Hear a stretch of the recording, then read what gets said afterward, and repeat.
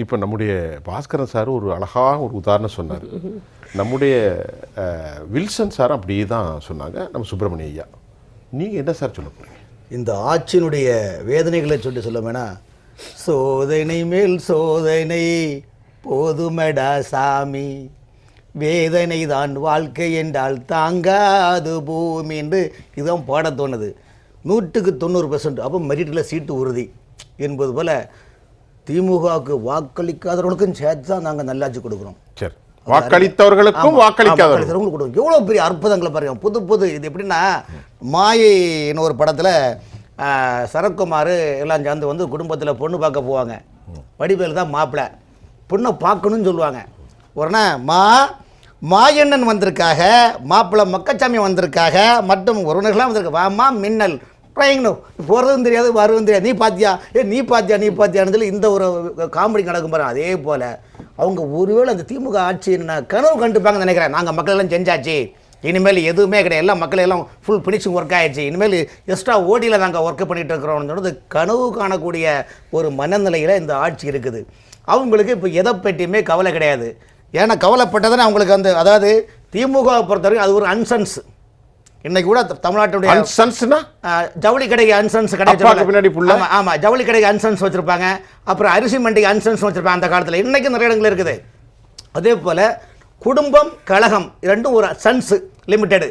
இதில் வந்து திருச்சியில் பார்த்தீங்கன்னா KN நேரு அன்சன்ஸ், விழுப்புரத்தை பார்த்தீங்கன்னா பொன்முடி அன்சன்ஸ், வேலூரில் போனால் துரைமுருகன் அன்சன்ஸ், இப்படி திண்டுக்கல்லில் போனால் பெரியசாமி அன்சன்ஸ், இப்படி மாவட்டம் 38 போனால் அன்சன்ஸ் நிலைப்பாடு உருவாகி போச்சு. இப்போ நம்ம சபாநாயகர் அண்ணாச்சி அவர் பையனும் வர போகிறதாக இருக்கு. ஆமாம், இப்படி வந்து எல்லாமே அந்த குடும்பம் கழகம் ரெண்டுமே அதுவே இதுவே அதுன்னு மக்களை ஏமாட்டி இப்படி ஒரு அன்சன்ஸ் லிமிட்டான ஒரு நிலைப்பாடு இப்படின்னு இந்த ஆட்சியில் நடந்துட்டு இருக்குது.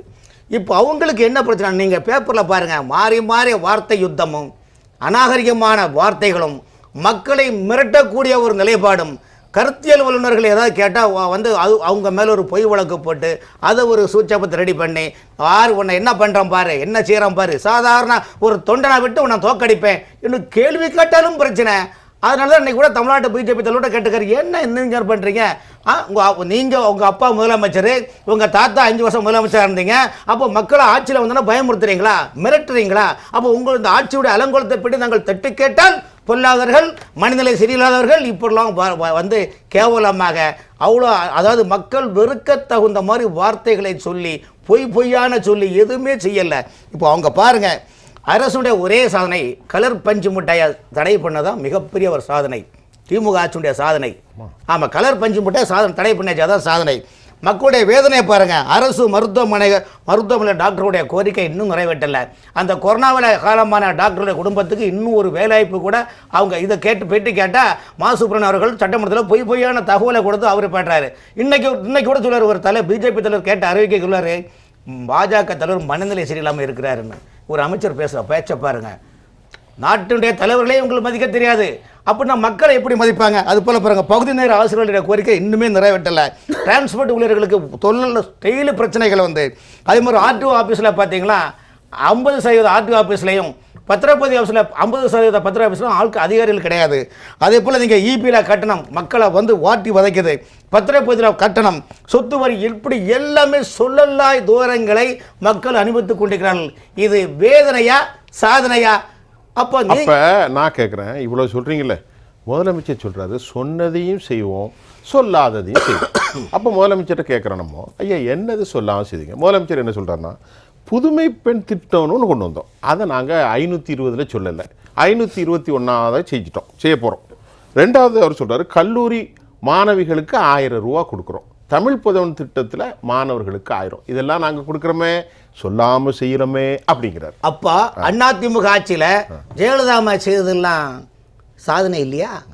இப்போ அண்ணா பொன்வில்சன் அவர் சொன்ன மாதிரி மடிப்பு கணினி, சைக்கிள், தாலிக்கு தங்கம், 1 கிராம் தங்கனை 10,000 நெருங்கி இருக்கு சார். வந்து 4 கிராம் தங்கம் 40,000 ரூபா கொடுத்தோன்னா அந்த குடியேழை குடும்பம் எப்படி வாழும் சொல்லுங்க. அனைத்து திட்டங்களும் இந்த ஆட்சியில், அதாவது இன்னைக்கு தமிழ்நாட்டு மக்கள், ஏழை எளிய மக்கள், அரசாங்க பள்ளிக்கூடத்தில் படிக்கக்கூடிய மக்கள் இன்னைக்கு வந்து மிகப்பெரிய வந்து அறிவு சார்ந்த வேலைவாய்ப்பில் இருக்கிறார்கள். அதுக்கு ஜெயலலிதா அம்மா போட்ட ஆட்சியில் காலத்தில் உள்ள திட்டங்கள் தான் அவங்களுக்கு மக்களுக்கு பயனுள்ள தவிர திமுக ஆட்சியால் ஒரு திட்டம் கிடையாது, எதுவுமே செயல்படவும் இல்லை.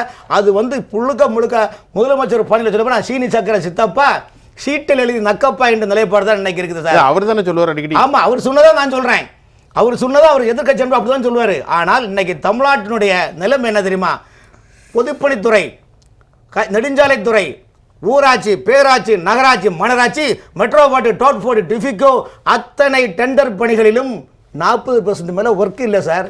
60% எங்க போச்சு சொல்லுங்க சார். நீங்க 40% சாப்பிடுங்க, 60% வேலை செய்யுங்க. ஆனா 40%க்கு வேலை செஞ்சுட்டு 60% ஏப்பம் விட்டுட்டு நீங்கள் மத்திய அரசு நிதிகளையும் வாங்கி கொண்டு மாநிலத்துடைய வருவாய்களையும் வாங்கி கொண்டு நீங்கள் யாரை ஏமாத்துறீங்க?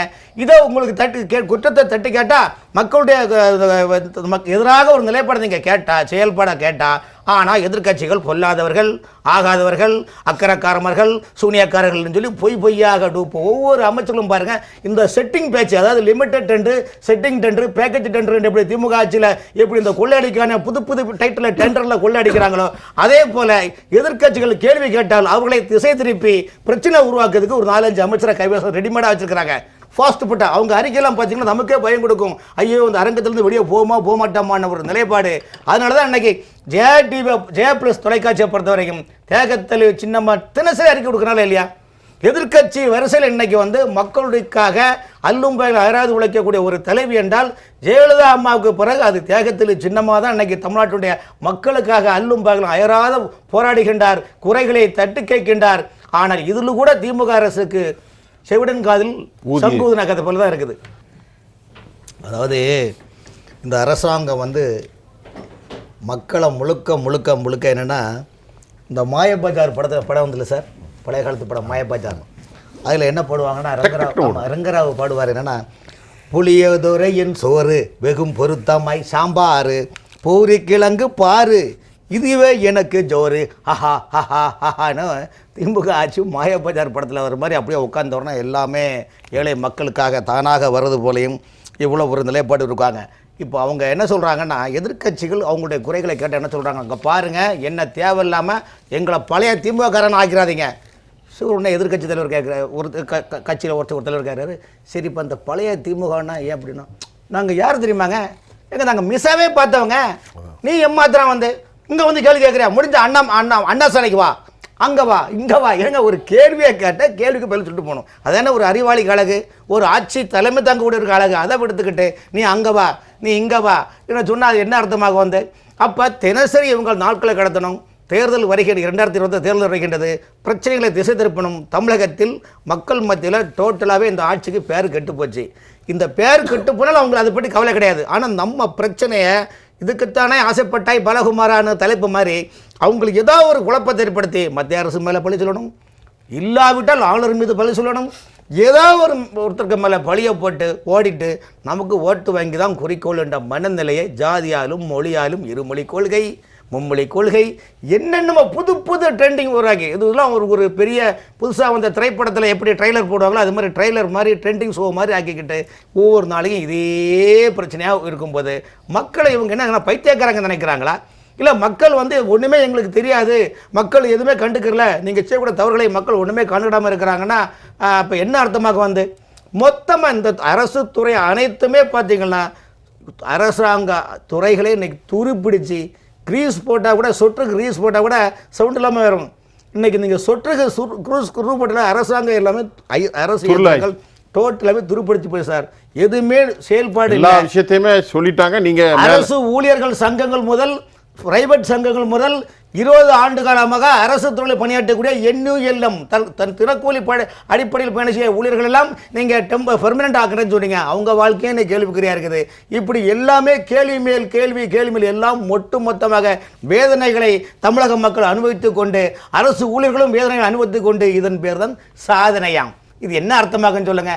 இதுக்கு மேலே பேசுறதுக்கு இல்லை, மொத்தமாகவே இதைத்தான் பேச போகிறோம்.